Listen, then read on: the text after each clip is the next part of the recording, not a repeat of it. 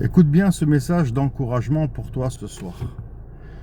Nous avons tous, à un moment ou à un autre, un problème avec la persévérance. Pourquoi?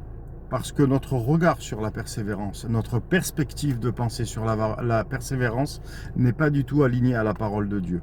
Dans Hébreux 10, 36, il est dit que après avoir persévéré, nous obtenons ce que le Seigneur nous a promis. Et nous croyons que parfois la persévérance, c'est simplement une semaine, un mois, 2 mois, un an. Ce soir, j'aimerais te dire la chose suivante.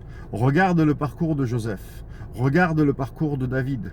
Il y avait une bénédiction à la clé. Il y avait des visions. Il y avait une œuvre de Dieu. Il y avait un appel qui était grand, qui était important en tant que premier ministre et en tant que roi sur Israël pour David, qui était aussi un chantre de l'Éternel.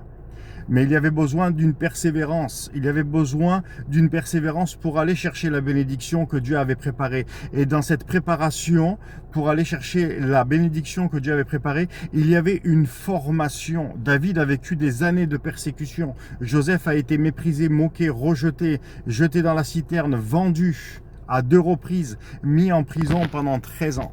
Alors aujourd'hui, la question, c'est quel regard as-tu sur la persévérance? Arrête de dire je suis tout seul.